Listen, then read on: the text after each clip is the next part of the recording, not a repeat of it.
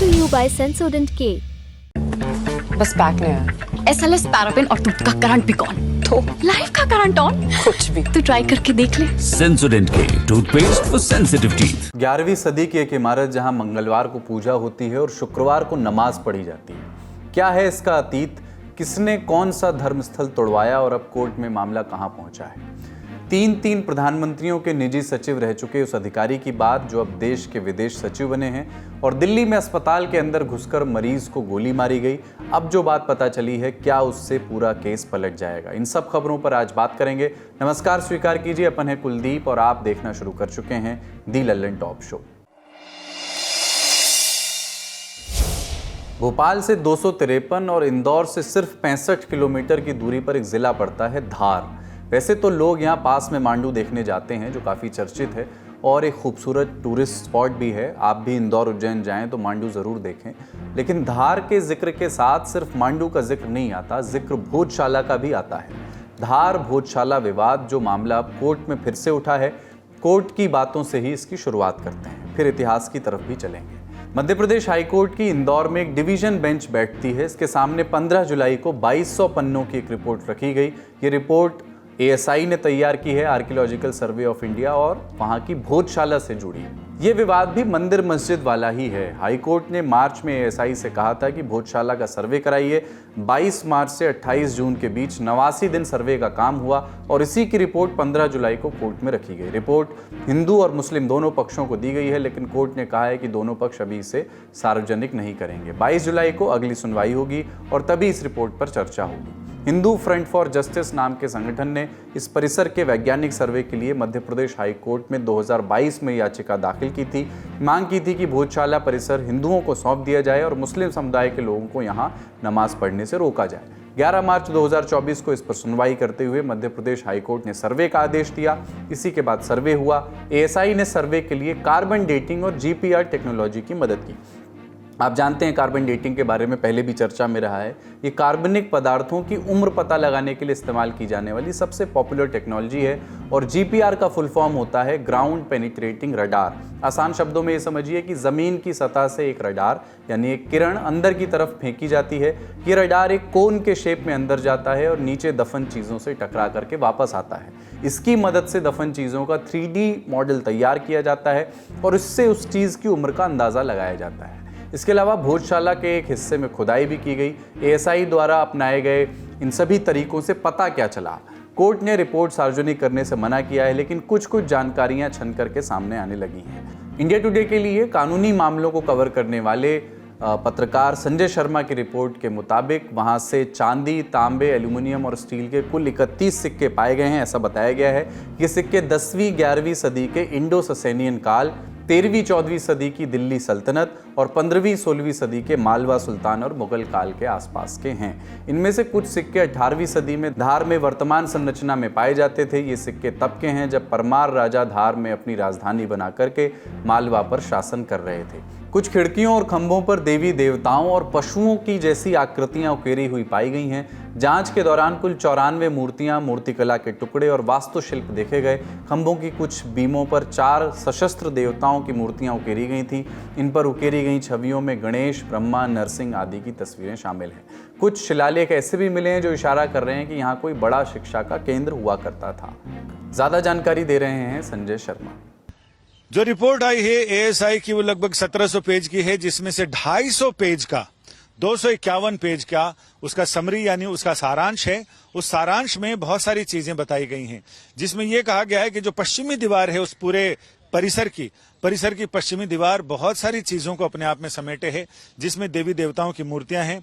इसके साथ ही वहां खंभों पर और छत पर जो कारीगरी की गई है, वहां जो शिलालेख हैं उसमें संस्कृत के श्लोक और सूत्र हैं, व्याकरण के सूत्र हैं, जो ये बताते हैं कि वहां संस्कृत के साहित्य की और व्याकरण की पढ़ाई होती थी, जिसमें छात्रों को पढ़ाया करते थे। उसमें पाणिनीय व्याकरण के सूत्र भी हैं, उसमें संस्कृत में लिखा है और भाषा है वो पाली में भी बहुत सारी चीजें हैं। तो संस्कृत और पाली हैं जो ये बताती हैं कि जिस समय परमार वंश का शासन था वहां, उस समय वो भोजशाला का निर्माण, उसका पुनरुद्धार कराया गया था। कहते तो लोग हैं कि राजा भोज ने वहां देवी सरस्वती की आराधना की थी और वहीं वाग देवी का मंदिर बनाया था। वहां यज्ञशाला थी जहां बीच में, बिल्कुल बीचों बीच एक यज्ञ कुंड है, बहुत बड़ी संरचना है जिसमें बीच में यज्ञ कुंड है और किनारे लोगों के बैठने का, बटुकों के बैठने का स्थान है, जिसे मुस्लिम पक्षकार कहते हैं कि वो वजू खाना है। लेकिन हिंदू पक्षकारों का कहना है कि वजू खाना नहीं, वो यज्ञशाला है जहां पर हर वसंत पंचमी में हवन भी किया जाता है। इसके साथ ही चारों ओर की जो दीवारें हैं वहां छात्रों के रहने का इंतजाम था और जो शिलालेख हैं वो शिलालेख, संस्कृत वाले शिलालेख सबसे पुराने हैं, प्राचीनतम हैं। जो सिक्के मिले हैं उसमें भी प्राचीनतम की बात करें तो 10वीं और 11वीं शताब्दी तक जो सिक्के चलते थे, जो प्रचलन में मुद्राएं थी, वो मुद्राएं मिली हैं। उसके बाद जब कब्जा किया गया या जब तोड़ फोड़ की गई, तहस नहस किया गया, बहुत सारी ऐसी हिंदू देवी देवताओं की आकृतियां और मूर्तियां हैं जो खंभों में तराशी गई थी, उनमें से बहुत को तो तोड़ दिया गया है। ये केस सिर्फ हाई कोर्ट में ही नहीं चल रहा, सुप्रीम कोर्ट में भी मुस्लिम पक्ष की ओर से मौलाना कमालुद्दीन वेलफेयर सोसाइटी ने याचिका लगाकर हाई कोर्ट के सर्वे वाले आदेश पर रोक लगाने की मांग की थी। सुप्रीम कोर्ट में जस्टिस ऋषिकेश रॉय और जस्टिस पीके मिश्रा की पीठ ने मामले की सुनवाई की थी, लेकिन सर्वे पर रोक नहीं लगाई थी।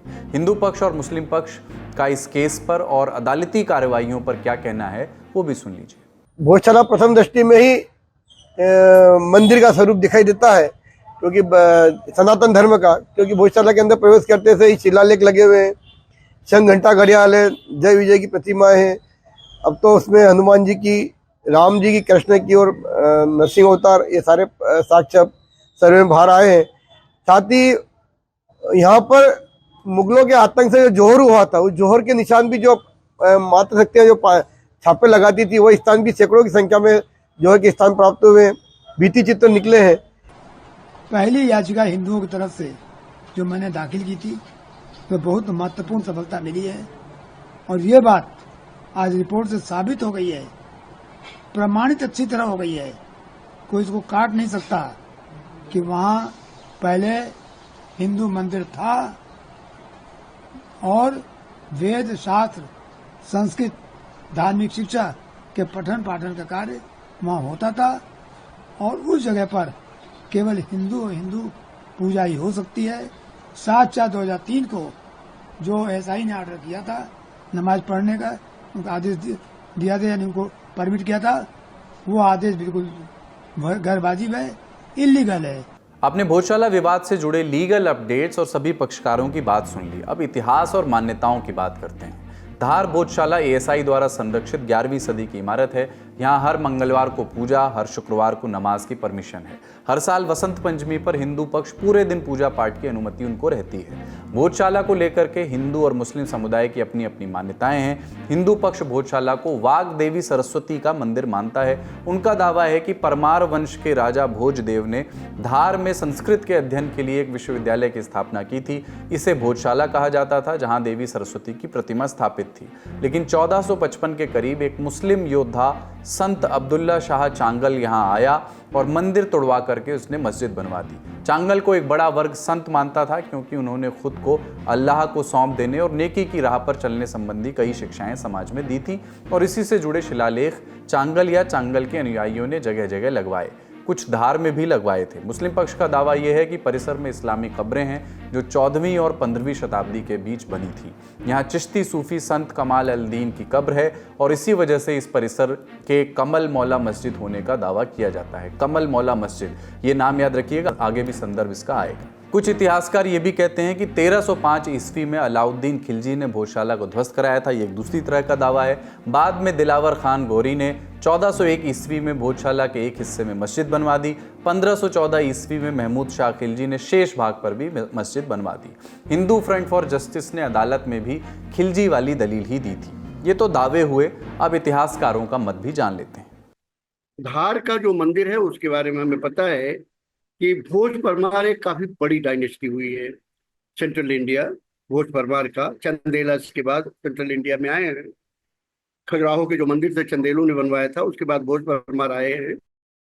भोज परमार, भोज तो एक राजा था परमार डायनेस्टी का, काफी बड़ी डायनेस्टी थी। तो भोज के दौरान मध्य प्रदेश में कई जगहों पे, आपको भोपाल के पास बहुत फेमस भोजपुर मंदिर है, आपने सुना होगा, बहुत बड़ा मंदिर है, राजा भोज ने बनवाया था, पूरा नहीं हो सका क्योंकि वो उसका इतने बड़े स्तर पे था कि उस समय की टेक्नोलॉजी, उस समय की चीजों को देखते हुए पूरा नहीं हो पाया। लेकिन अगर कभी आप जाके देखें, विश्व का सबसे बड़ा शिवलिंग लगभग 9.5 फीट से ज्यादा ऊंचा और उतना ही सरकमफ्रेंस। तो उसी तरह से धार में एक मंदिर था जो वाग देवी का मतलब सरस्वती भी होता है, सरस्वती को समर्पित था। और ये बात सरस्वती को समर्पित था, ये हमारी लोक चेतना में, या जिसको आप कह लीजिए मौखिक गणना में, मौखिक इतिहास में बराबर चलता रहा है 700-800 सालों में। लेकिन होता क्या है कि 1930 के दशक में ओसी गांगुली एक बहुत बड़े इतिहासकार हुए हैं, और राय बहादुर के एन दीक्षित जो जॉइंट डायरेक्टर जनरल थे आर्कियोलॉजिकल सर्वे ऑफ इंडिया में, इन लोगों ने ब्रिटिश म्यूजियम का जब दौरा किया तो पाया कि एक मूर्ति के ऊपर पूरा डिटेल जब पढ़ा उन्होंने तत्कालीन लिपि में, उस समय लिपि ब्राह्मी नहीं थी, शुरुआत हो गई थी देवनागरी स्क्रिप्ट की, लेकिन कहीं देवनागरी और ब्राह्मी के बीच की लिपि चल रही थी। आप लिपि का मतलब समझ रहे हैं ना, भाषा हमारी हिंदी है, लिपि हमारी देवनागरी है जिससे हम लिखते हैं, तो मैं उस भाषा में बात कर रहा हूँ। उसमें स्पष्ट लिखा है कि ये वाक देवी की मूर्ति है जो धार में बने विशाल टेम्पल की मुख्य प्रतिमा थी। तो दो चीजें इससे बहुत स्पष्ट होती हैं। एक चीज तो ये मूर्ति वाक देवी की है, सरस्वती माँ की है, और आप ये जानते हैं कि सरस्वती की पूजा एक देवी के रूप में होती है, लेकिन उनका स्वरूप क्या है? उनका स्वरूप ज्ञान और विद्या है। ज्ञान और विद्या एक ऐसी चीज है, वो किसी भी पंथ से, किसी भी संप्रदाय सबसे ऊपर है।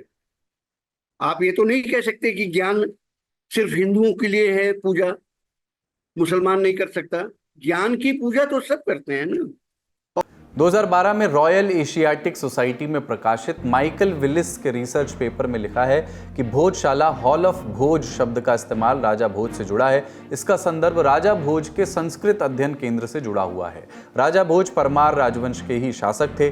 20वीं सदी के शुरुआती वर्षों से ही कमालुद्दीन चिश्ती की मज़ार के पास स्थित मस्जिद की पहचान भोजशाला के रूप में की गई है, ऐसा उसमें लिखा हुआ है। बिलिस का research paper Dhar, Bhoj and Saraswati from Indology to political mythology and back के नाम से उपलब्ध है। इसमें यह भी लिखा है कि इस इमारत यानी मस्जिद के लिए इस्तेमाल की गई सामग्रियां एक बड़े क्षेत्र के पुराने स्थलों से जमा की गई थी। मस्जिद का जिक्र तो 1822 में अंग्रेजी लेखक जॉन माल्कम और 1844 में विलियम किनकैट के लेखन में भी है। उन्होंने राजा भोज से जुड़ी तमाम कहानियों का संग्रह तैयार किया था, लेकिन उनके लेखन में भोजशाला का जिक्र नहीं है। हालांकि ये काफ़ी बाद की राइटिंग्स है। भोजशाला या कमल मौला मस्जिद में दोनों पक्षों के बीच पूजा या नमाज को लेकर के जो समझौता है वो हमने आपको बताया, लेकिन चूंकि मंदिर मस्जिद का मामला है तो कई बार वहां सांप्रदायिक तनाव की स्थिति भी आ चुकी है। दोनों दावों के बीच 1909 में धार रियासत ने भोजशाला को संरक्षित स्मारक घोषित कर दिया था। बाद में इसे पुरातत्व विभाग को सौंप दिया गया। इसकी देखरेख की जिम्मेदारी आज भी पुरातत्व विभाग के पास ही है। धार रियासत ने ही 1935 में यहाँ शुक्रवार को नमाज पढ़ने की अनुमति दी थी। 1995 में यहाँ विवाद खत्म हो गया। उसके बाद मंगलवार को पूजा और शुक्रवार को नमाज पढ़ने की अनुमति दी गई। ये समझौता चलता रहा। 12 मई 1997 को कलेक्टर ने भोजशाला में आम लोगों के आने पर प्रतिबंध लगा दिया और मंगलवार को होने वाली पूजा पर भी रोक लगा दी। सिर्फ बसंत पंचमी के दिन पूजा और शुक्रवार को ही नमाज पढ़ने की अनुमति दी गई। 31 जुलाई 1997 को ये प्रतिबंध हटा दिया गया। 6 फरवरी 1998 को पुरातत्व विभाग ने आगामी आदेश तक प्रवेश पर रोक लगा दी। मंगलवार की पूजा भी बंद हो गई। 2003 में हिंदू जागरण मंच ने हिंदुओं के यहाँ नियमित प्रवेश की मांग को लेकर के एक आंदोलन शुरू किया। आंदोलन हिंसक हो गया, सांप्रदायिक तनाव पैदा हो गया। धार में तब कई दिनों तक कर्फ्यू भी लगाना पड़ा था। इसके बाद 2003 में ही मंगलवार को फिर से पूजा करने की अनुमति दी गई। 10 साल बाद 2013 में बसंत पंचमी और शुक्रवार एक ही दिन पड़ गया। माहौल बिगड़ गया। पुलिस को लाठीचार्ज करना पड़ा। 2016 में भी बसंत पंचमी शुक्रवार को ही पड़ गई। फिर से माहौल बिगड़ा, हालांकि इस बार स्थिति पर काबू पा लिया गया। 2018 में मध्य प्रदेश चुनाव यात्रा के दौरान लल्लन टॉप ने भोजशाला विवाद को भी दिखाया था। उस रिपोर्ट का ये अंश आप देखिए, इससे आपको ये अंदाजा लगेगा कि इस विवाद को लेकर स्थानीय स्तर पर किस तरह के सेंटिमेंट्स हैं। दरअसल पूरे विवाद की शुरुआत होती 1902 से। उस समय काशी राम कृष्ण लेले धार के शिक्षा अधीक्षक हुआ करते थे। उन्होंने मस्जिद के फर्श पर संस्कृत के कुछ श्लोक खुदे हुए देखे। इस आधार पर उन्होंने अंदाजा लगाया कि ये वही भोजशाला है जो काल के गर्त में कहीं खो गई थी। विवाद का दूसरा पड़ाव आया 1935 के साल में। इस साल धार महाराजा ने विवादित इमारत के बाहर एक तख्ती टंगवाई जिस पे लिखा था भोजशाला और मस्जिद कलाम मौलाना। ये पहली बार था कि इस इमारत के लिए भोजशाला शब्द का प्रयोग किया गया। आज़ादी के बाद आर्य समाज और हिंदू महासभा ने इस मुद्दे को सियासी रंग देना शुरू किया। 1952 के साल में इन हिंदुत्ववादी संगठनों ने इमारत पर हिंदुओं के पूर्ण अधिकार का आंदोलन चलाया। लेकिन असल तनाव की शुरुआत हुई 1991 के साल में। गोपाल शर्मा बताते हैं, वर्तमान में जब राम मंदिर का आंदोलन प्रारंभ हुआ, उस समय 4 फरवरी 1951 से हिंदू समाज ने भी हनुमान चालीसा कर सत्याग्रह का प्रारंभ किया। लेकिन प्रशासन ने अंदर जाने से नकारा किया और समाज बैरिकेड के बाहर बैठ कर के ही इस सत्याग्रह को करता रहा। धीरे धीरे यह विवाद बढ़ता रहा। हिंदू समाज मंदिर में जाने के लिए, अपने मंदिर में जाने के लिए, अपनी माँ की आराधना करने के लिए सतत प्रयत्न करता रहा। और इसी क्रम में 2002 की बसंत पंचमी पर दिग्विजय सरकार के शासन में जब हिंदू समाज अपने माँ की आराधना करने के लिए मंदिर की ओर जा रहा था, तो उस समय पूरे हिंदू समाज को लाठियों से पीटा गया, माता बहनों को पीटा गया। 2003 के पहले इतिहास में इस तरह का कोई भी वाद विवाद ज़्यादा बढ़कर नहीं हुआ धार में। लेकिन 2003 के बाद से जब से सत्ता में आने के लिए कुछ लोगों ने इसका पॉलिटिक रूप दिया गया, इस चीज़ को जब से पॉलिटिक रूप दिया गया, जब से इसमें वाद विवाद ज़्यादा बढ़ गया और 2003 के बाद से ही वहाँ अशांति रहने लगी। इस मसले को अयोध्या और काशी जैसे केस के तौर पर ही देखा जा रहा है। अयोध्या का तो फैसला आ चुका है, लेकिन वाराणसी और मथुरा का केस अब भी अदालत में है। मुस्लिम पक्ष इन मामलों में प्लेसेस ऑफ वर्शिप एक्ट का भी जिक्र करता रहा है। The places of worship special provisions act 1991, यह अधिनियम कहता है कि 15 अगस्त 1947 को देश में धार्मिक स्थलों की जो स्थिति रही वही स्थिति बरकरार रहेगी। अधिनियम की धारा 3 कहती है कि कोई भी व्यक्ति किसी धार्मिक संप्रदाय के किसी उपासना स्थल को किसी अलग धार्मिक संप्रदाय के उपासना स्थल में परिवर्तन नहीं करेगा। इसका उल्लंघन करने पर 3 साल तक की जेल हो सकती है और जुर्माना भी लगाया जा सकता है। 1991 में ये एक्ट आया था, तब कोर्ट ने अयोध्या विवाद को इससे अलग रखा था। इस एक्ट की संवैधानिकता को सुप्रीम कोर्ट में चुनौती भी दी गई है, जिस पर फैसला आना भी बाकी है। क्या ये एक्ट धार भोजशाला विवाद पर भी लागू होगा? आगे इस केस में क्या होगा? एएसआई की सर्वे रिपोर्ट पर और दोनों पक्षों के दावों पर अदालत क्या रुख अपनाएगी, ये सब 22 जुलाई को पता चलेगा, जब इस केस में अगली सुनवाई होगी। बड़ी खबर यहीं तक, अब सुर्खियों की बारी। विक्रम मिस्री ने 15 जुलाई को भारत के विदेश सचिव का पद संभाल लिया है। विदेश मंत्री एस जयशंकर और विदेश मंत्रालय के प्रवक्ता रणधीर जायसवाल ने विक्रम को पद संभालने की बधाई दी है। 1989 बैच के आईएएस अधिकारी विक्रम मिस्री ने विनय क्वात्रा की जगह ली है। 59 साल के मिस्री 3 प्रधानमंत्रियों के निजी सचिव के रूप में काम कर चुके हैं। 1997 में इंद्र कुमार गुजराल, 2012 में मनमोहन सिंह और 2014 में नरेंद्र मोदी के निजी सचिव वो रहे। उनके करियर के बारे में संक्षेप में आपको बता देते हैं। अप्रैल 1997 से मार्च 1998 तक मिस्री ने गुजराल के निजी सचिव के रूप में काम किया। अप्रैल 1998 से अगस्त 2000 तक वो विदेश मंत्रालय में पाकिस्तान डेस्क के लिए अवर सचिव या उप सचिव के रूप में काम कर रहे थे। फिर नवंबर 2006 से सितंबर 2008 तक मिस्री तत्कालीन विदेश मंत्री प्रणब मुखर्जी के ऑफिस के निदेशक थे। मार्च 2012 से अक्टूबर 2012 तक पीएमओ में वो जॉइंट सेक्रेटरी रहे। अक्टूबर 2012 से मई 2014 तक तत्कालीन प्रधानमंत्री डॉक्टर मनमोहन सिंह के निजी सचिव वो रहे। 2014 में स्पेन, 2016 में म्यांमार, 2020 में वो चीन के राजदूत रहे।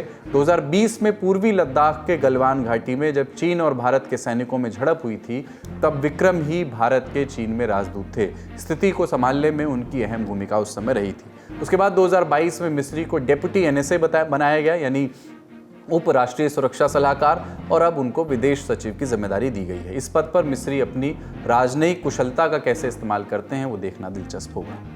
अगली सुर्खी दिल्ली से है। यहाँ के जीटीबी अस्पताल में इलाज करा रहे एक मरीज की 14 जुलाई को वार्ड में ही गोली मारकर हत्या कर दी गई। मृतक की पहचान मोहम्मद रियाजुद्दीन के तौर पर की गई है। वो खजूरी खास के रहने वाले थे और डेंटल क्लिनिक चलाते थे। वो जीडीबी के वार्ड नंबर 24 में भर्ती थे। जिस समय उन्हें गोली मारी गई उस समय उनकी बहन और एक मेडिकल अटेंडेंट वहां थे। इंडिया टुडे से जुड़े पत्रकार अरविंद ओझा की रिपोर्ट के मुताबिक एक नया खुलासा भी हुआ है। पकड़े गए एक आरोपी ने बताया कि रियाजुद्दीन गलत पहचान की वजह से मारे गए। अस्पताल के वार्ड नंबर 24 में हमलावर किसी और को मारने आए थे। जिस मरीज को मारने आए थे वो कथित तौर पर अपराधी था। उसका नाम वसीम बताया जा रहा है। आपसी दुश्मनी में ही उसे कुछ लोग मारने आए थे, लेकिन गलत पहचान के चलते रियाजुद्दीन को मार दिया। पुलिस ने 2 शूटरों को पकड़ लिया है। पता चला है कि ये शूटर्स हाशिम बाबा के लिए काम करते थे। हॉस्पिटल के अंदर घुसकर हुए इस मर्डर केस के बाद आम आदमी पार्टी सरकार के मंत्री सौरभ भारद्वाज ने दिल्ली के उपराज्यपाल वीके सक्सेना की आलोचना की है। उन्होंने कहा है कि दिल्ली में कानून व्यवस्था की स्थिति बद से बदतर होती जा रही है। जब से पिछले 2 सालों में एलजी विनय सक्सेना जी बने हैं, उन्होंने दिल्ली को बर्बाद कर दिया। कानून व्यवस्था बद से बदतर होती जा रही है। तिहाड़ जेल के अंदर पुलिस वालों के सामने एक कैदी को चाकू गोद के मार दिया गया और पुलिस वाले देख रहे हैं, दर्जनों पुलिस वाले देख रहे हैं। लगभग रोज ऐसी हत्याओं की खबरें आती हैं कि सीसीटीवी पे साफ दिख रहा है कि दिन दहाड़े जो है किसी एक आदमी को चाकू गोद के मार दिया जा रहा है। एक डॉक्टर जंगपुरा के अंदर अपने घर में दिन दहाड़े उनकी हत्या कर दी गई। पुलिस का जो डर होता है अपराधियों में वो खत्म हो गया। दिल्ली में सरकार आम आदमी पार्टी की है और पुलिस व्यवस्था गृह मंत्रालय की। बेहतर होगा कि एक दूसरे पर दोषारोपण की बजाय जिम्मेदार लोग मिलकर के सोचें कि क्या अब अस्पताल में भी दिन दहाड़े गोलियां चलेंगी, क्या अब वहां पर मरीज भी महफूज नहीं है। अगली खबर, ट्रेनी आईएएस अफसर पूजा खेड़कर पर नौकरी पाने के लिए कथित तौर पर फर्जी विकलांगता प्रमाण पत्र बनवाने का जो आरोप लगा उस पर विवाद अभी थमा नहीं है। इस बीच एक और पूर्व आईएएस के सिलेक्शन पर सवाल उठ रहे हैं, ये भी विकलांगता के पैमानों पर ही। अभिषेक सिंह 2011 के बैच के आईएएस अफसर रहे।